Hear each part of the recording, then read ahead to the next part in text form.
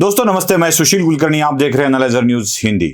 चलो, रोना धोना शुरू हो गया होगा।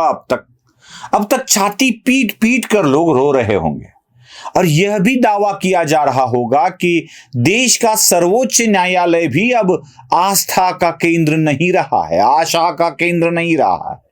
क्योंकि जब भी कोई निर्णय विरोध में जाता है तो सर्वोच्च न्यायालय पर भी टिप्पणी की जाती है। सर्वोच्च न्यायालय ने आज फिर से एक बार मुहर लगा दी है केंद्र सरकार के निर्णय के ऊपर। केंद्र सरकार ने 370 धारा जम्मू कश्मीर से हटाकर जम्मू कश्मीर को 2 केंद्र शासित प्रदेशों में विभाजित कर दिया था, जम्मू कश्मीर और लद्दाख। इन दोनों केंद्र शासित प्रदेशों को टेम्पररी तरीके से केंद्र शासित यूनियन टेरिटरी बनाया गया था। अब जब 370 धारा हटने के बाद कई पार्टियां विलाप करने लगी थी, रोने लगी थी, छाती पीट पीट कर रोने लगी थी और कहने लगी थी कि यह अन्याय है, यह 370 धारा जम्मू कश्मीर का अधिकार है, उसे विशेषाधिकार दिया गया है, स्वायत्तता दी गई है, हम सत्ता में आते हैं तो फिर वापस दे देंगे। और इसी के कारण, इसी विचारधारा के कारण सर्वोच्च न्यायालय में इसके खिलाफ याचिका भी दायर की गई थी। 5 सितंबर तक सीधे 16 दिन की सुनवाई होने के बाद, 5 सितंबर के दिन सुनवाई पूरी होने के बाद इस मामले को निर्णय के लिए आरक्षित किया गया था और 11 दिसंबर की सुबह सर्वोच्च न्यायालय ने अपना फैसला सुना दिया। फैसला सुनाते वक्त सर्वोच्च न्यायालय के सामने कुछ अहम मुद्दे थे, वह मुद्दे मैं आपके सामने रख रहा हूं और इन मुद्दों पर निर्णय क्या आया है यह भी आपके सामने रख रहा हूं।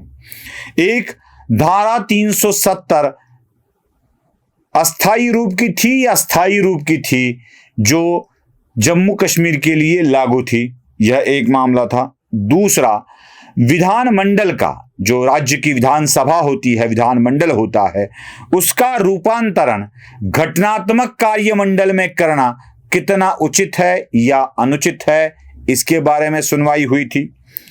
विधानमंडल के सिफारिश के बगैर राज्य में राष्ट्रपति शासन लागू करना योग्य था या अयोग्य, इसके ऊपर भी बहुत बड़ी चर्चा हुई। और 2 केंद्र शासित प्रदेशों में विभाजित करना योग्य था या अयोग्य, इसकी भी चर्चा हुई। और इन्हीं मुद्दों पर सर्वोच्च न्यायालय ने अपना फैसला सुना दिया है।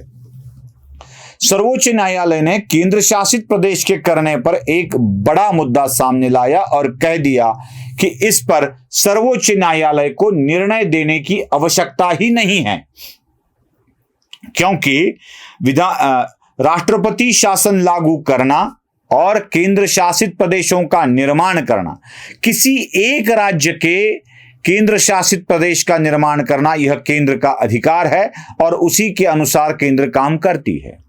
अब 2 केंद्र शासित प्रदेशों में विभाजित करना योग्य था, अयोग्य, वैध था या अवैध, कानूनन था या गैर कानूनी था, इस मुद्दे पर सुप्रीम कोर्ट कहती है कि केंद्र सरकार ने ही स्वयं कह दिया है कि यूनियन टेरिटरी का निर्माण स्थायी रूप से नहीं है, अस्थायी रूप से है।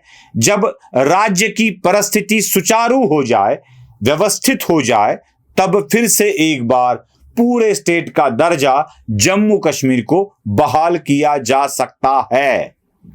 अब लद्दाख तो हटा दिया है, जम्मू कश्मीर की ही बात हो रही है और जम्मू कश्मीर के स्टेट का दर्जा फिर से एक बार दिया जा सकता है, तो इसके बारे में निर्णय देने की आवश्यकता नहीं है, यह सुप्रीम कोर्ट कह देता है।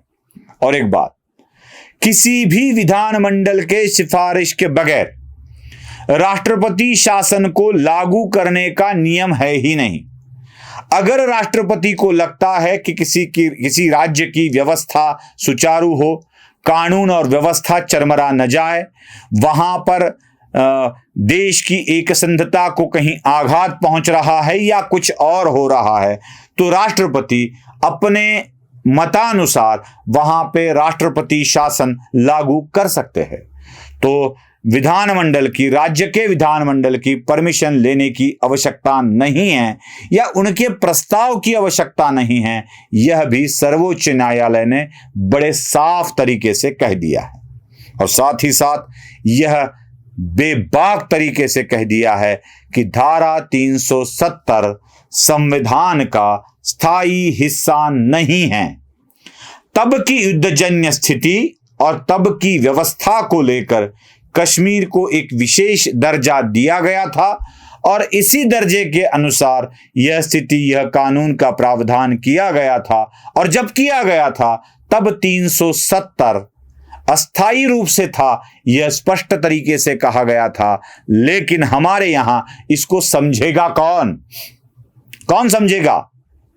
इसको समझना और लोगों को गलत तरीके से समझाना, इसमें बड़ा फर्क है। बस कश्मीर में मुस्लिम बहुल रहते हैं और मुसलमानों के अधिकारों की रक्षा की नहीं जाती, ऐसा फैलाना और इसके साथ मुसलमानों के मतों को एकत्रित करना, यही राजनीति चलती आई है और इसी के लिए यह याचिका भी दायर की गई थी। अब साफ हो गया है, साफ।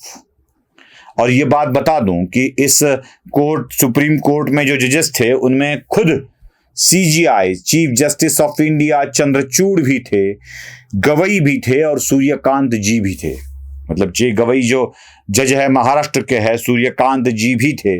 और इन 3 जजों के पीठ ने इसके ऊपर अपना साफ साफ फैसला सुना दिया है। धारा 370 अस्थायी थी, राष्ट्रपति शासन लागू करने के लिए विधानमंडल के परमिशन की आवश्यकता ही नहीं थी। और एक बात कि ऐसे कोई भी तरीके से राष्ट्रपति शासन लागू करना, यूनियन टेरिटरी का निर्माण करना, यह केंद्र की सरकार का अधिकार है। यह बात साफ कर अब इसके बारे में कोई बात करने से सुप्रीम कोर्ट ने मना कर दिया। अब तो कम से कम सुधर जाओ, अब तो कम से कम सुधर जाओ। लेकिन ये लोग है कि सुधरने का नाम ही नहीं लेते हैं। अब सुधरने का नाम नहीं लेंगे इसलिए कि फिर से एक बार चुनावी मुद्दा बनाया जा सकता है। कितना तुष्टीकरण करोगे, कितना तुष्टीकरण करोगे? इसी तुष्टीकरण के कारण तो यह हालात बने हुए हैं देश में। इन तुष्टीकरण करने वाले पार्टियों के अब भी ना सुधरे तो इनका विनाश अटल है, यही समझ लीजिए। वीडियो पसंद आया हो तो लाइक, शेयर और सब्सक्राइब जरूर कीजिए। धन्यवाद।